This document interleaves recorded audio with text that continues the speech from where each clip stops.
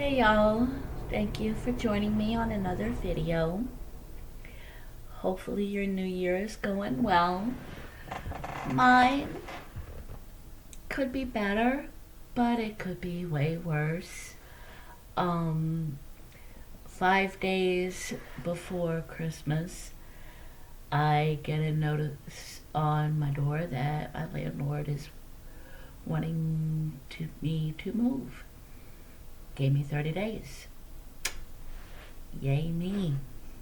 But he was nice enough to go ahead and give me until the end of this month instead of the middle of the month, which would have been the 30 days. So there's that. So, of course, that set me in a tailspin, being totally overwhelmed, scared. Where am I going to find a place, a two-bedroom that I can afford, that's not falling down around me, you know, the whole bit. And then it triggered me because I started realizing that, great, I'm at the whim of a landlord. Landlord doesn't want me here anymore. I gotta go. Now this guy is pretty decent. I've been here 3 years. He would clean, fix the place up, fix repairs pretty quick. So can't complain about that. But it got me frustrated because then I also started thinking my goal was the next time I moved was going to be into my own house, not another apartment. So that kind of set me into a tailspin thinking, of course I'm hearing all of these voices in my head. You're a failure. You were doing so good with your credit. Now it tanked, and so you're not even in a position to look for a house, and on and on. Then I started focusing on things and thinking about a few things. Back in 22, I made a goal at the beginning of the year that I was going to get that I was going to get a job in the field that I wanted to work in. By April, I had that job. And it's the job I have now, 9 months later. And that felt good that it was, I have the job I have been wanting for ages. And I earned that job. I earned getting it, and I'm earning keeping it. And that is just amazing. And then I started thinking about, yeah, I was doing great with my credit, bringing my credit score up to wonderful numbers. Then I made more than a few poor choices financially, and now my credit score is tanked.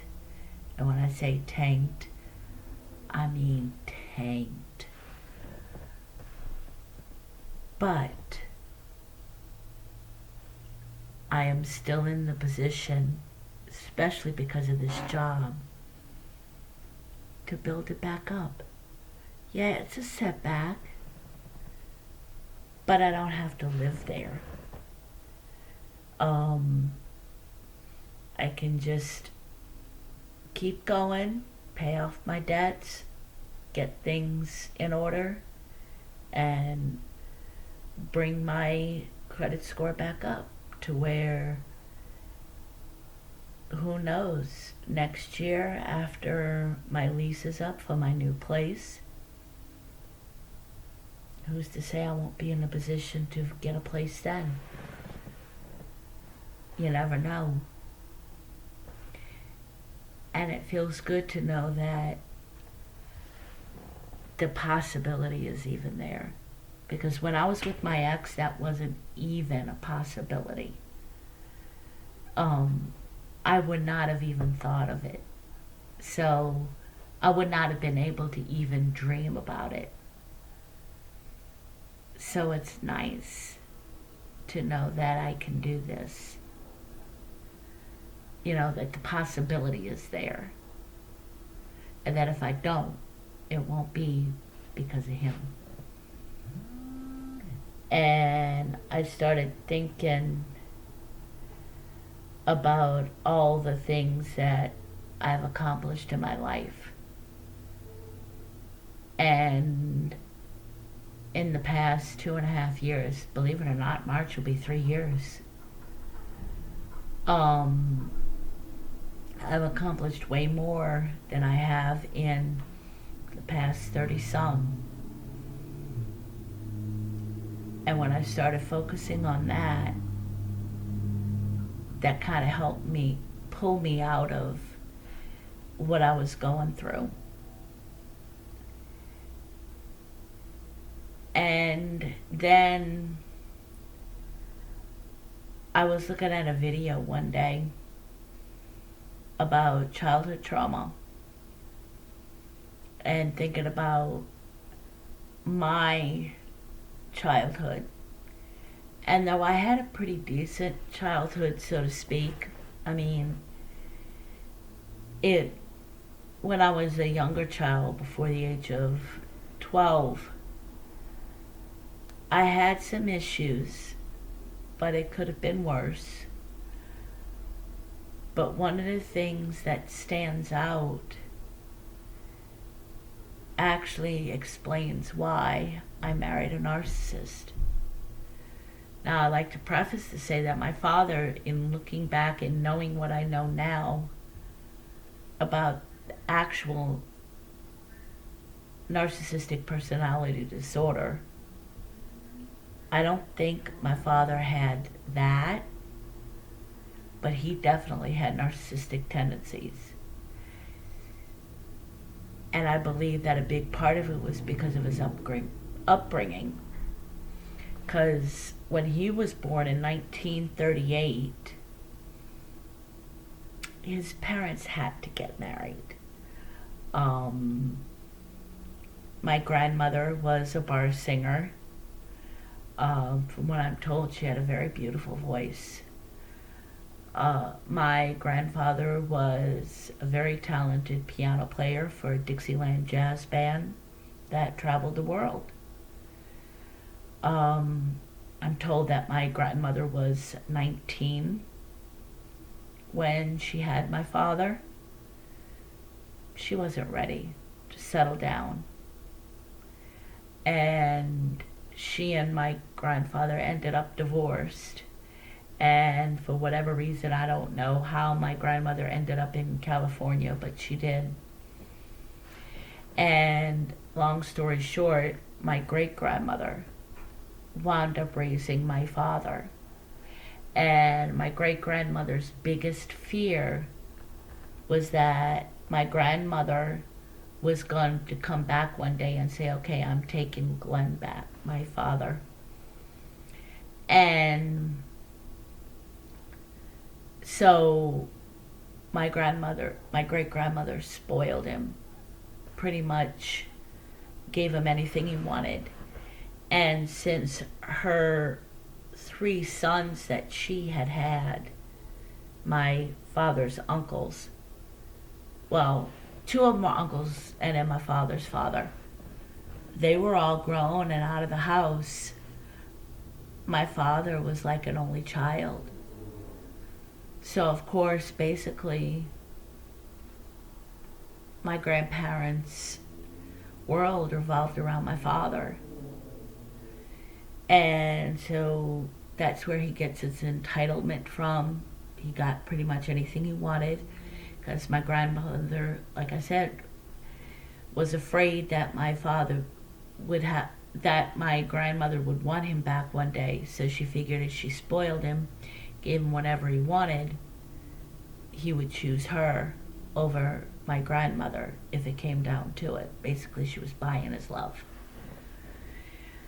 And so I could see where my father thought, you know, that he was entitled. And so, in his entitlement, he was also manipulative, and I'm not making excuses, but it just helps me understand where he was coming from. And so, in being manipulated by him, and I was basically, like I've said in previous videos, I did almost everything a wife did except for one thing. Washed his clothes, cooked his meals, made appointments, you name it. And so when I had a husband that treated me like that, it didn't seem much different. But then when I started kind of getting an inkling that it was abuse, or that at best I wasn't supposed to be treated like this, I didn't say anything for a couple of reasons. One, because like I've mentioned before, way back in I think my first or second video, about how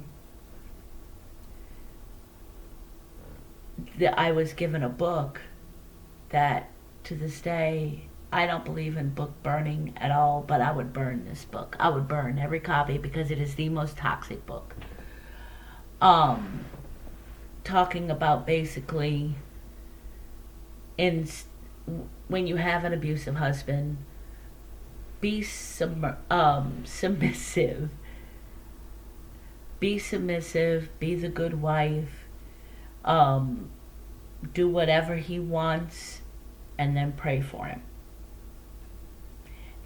And in addition, don't go blabbing to everyone his sins. Instead of telling everybody his bad points, tell his good points. Yeah. Needless to say, I don't have that book anymore. But in addition to that, I had a family that kind of kept secrets. My mom's side of the family. One of my mom's sisters married a man that was highly inappropriate to all of us granddaughters from the time we were like 12, 13 maybe.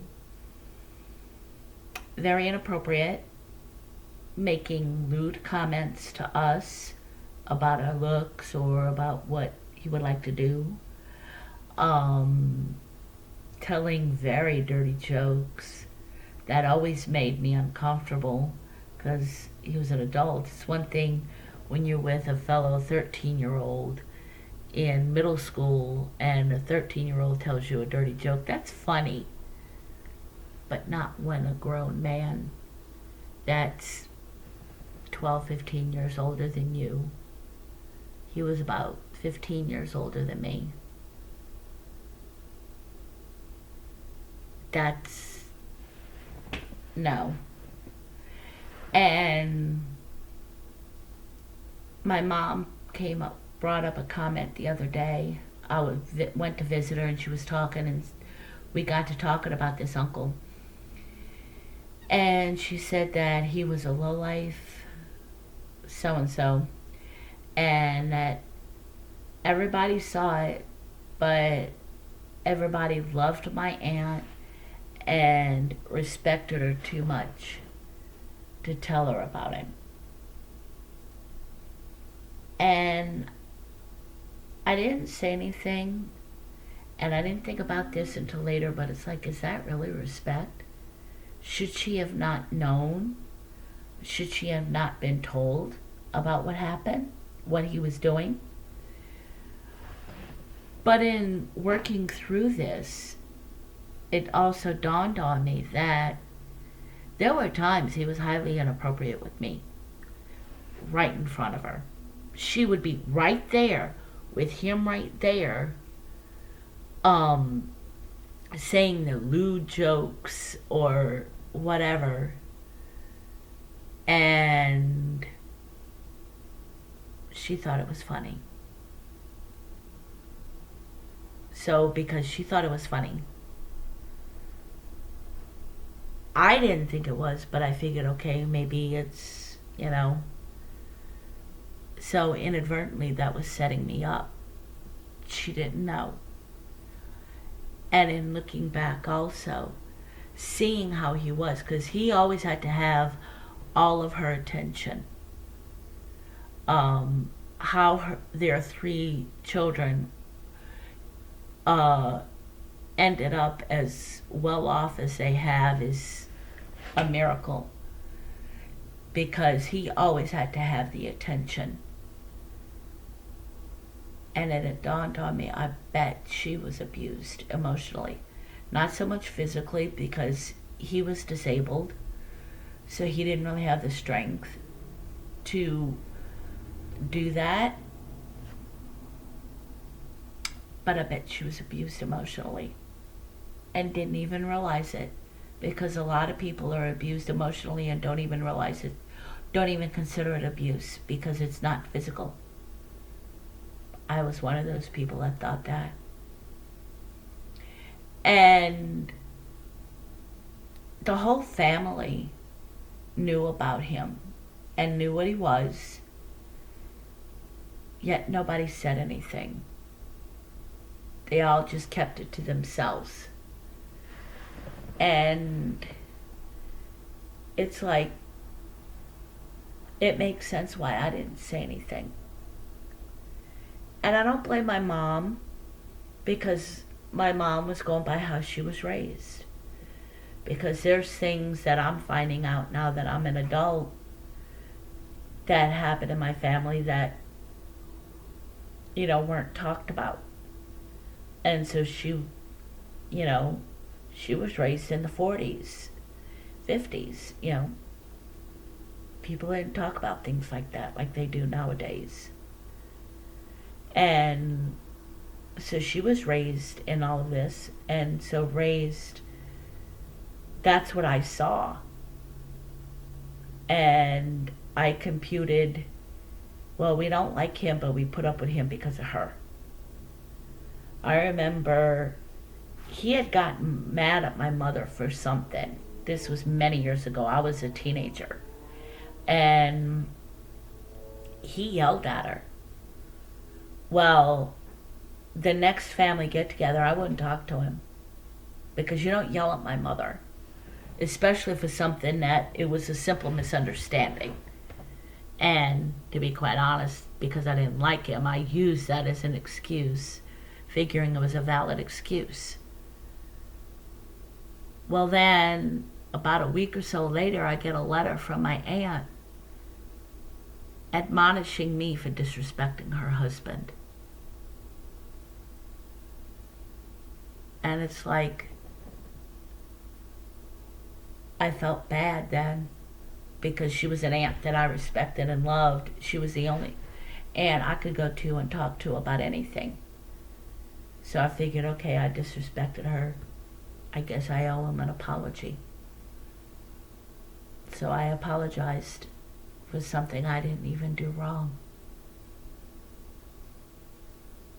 And again, that set me up.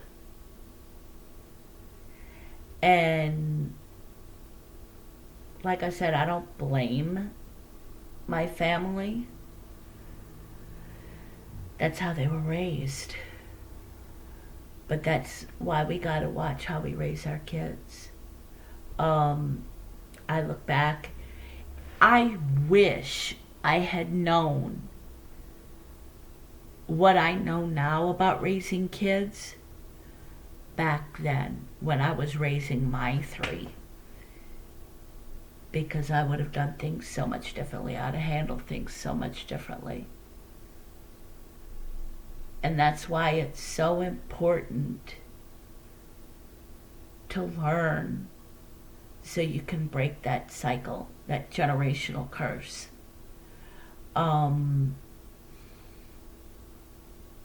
You learn. And even if you make mistakes and then you learn from them and correct them, that's still breaking them. Because at least you're willing to learn. And like I said, I wish I'd have known then what I know now about how to raise kids, how to correct them, redirect them, because I would have done things so different. So, in a nutshell, don't beat yourself up for the mistakes you've made, but instead learn from them so you can break those generational curses. Thank you, guys. You have a great rest of your week. Stay blessed.